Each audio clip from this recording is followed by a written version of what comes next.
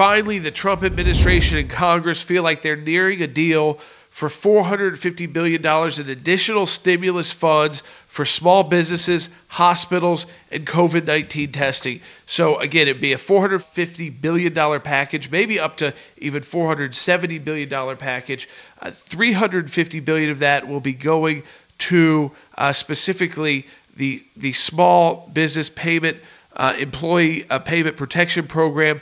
Then you've got money for rural hospitals and for the medical field, and then you've got money for testing, and then you've got these crisis loans available too for small businesses. The question is, does it get through Congress?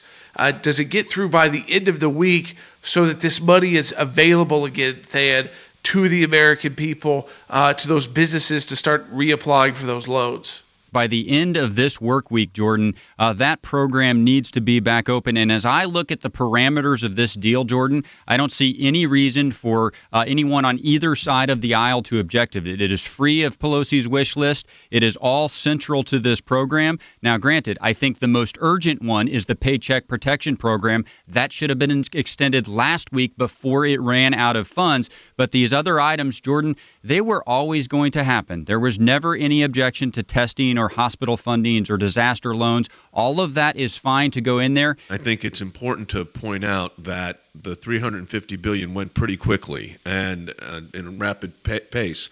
A lot of medical practices that are essential are also being negatively impacted by this. I've been on the phone with a number of physicians in hospitals throughout the country that have had, because of the situation with no elective procedures, they're not able to perform those type of procedures that are necessary not only for people's health, but also how they actually keep their practices going. So this additional earmarking, if we get this through this week, so funding can start taking place as early as Thursday or Friday, is really needed, because you're not going to successfully get into a phase one economic reopening until you've got some stability in these industries. This is the key to getting the phase one opening. So to be able to reopen, we've got to keep people on the payroll so that these businesses can turn on the lights, if you will, kind of flip the switch.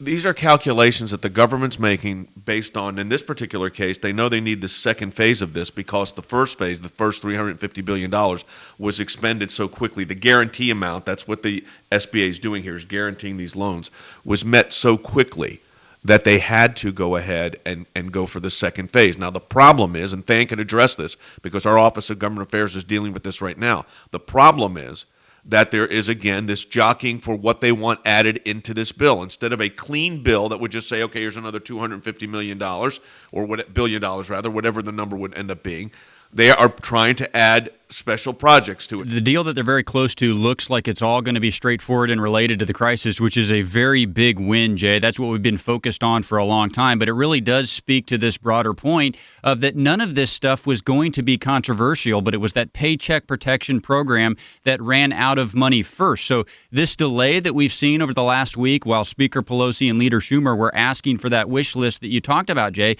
the only real thing they accomplished is that we went for a week without small businesses being able to make those applications. So I look at this $450 to $470 billion package, and I don't see anything in there that would have been objected to at any time, Jay. They should have let that $350 billion, or last week it was $250 billion, for the Paycheck Protection Program go through, and then this additional tranche could have happened this week. But, Jay, to your question, the wish list that Speaker Pelosi put out about a month ago, all the things she wanted, Jay, it does not look that any of those made it in here, which is a very big win. This fund, which was totally exasperated but the first time, could be again replenished with funds so that employers can continue to apply for those loans that can become grants to keep their people on their payroll.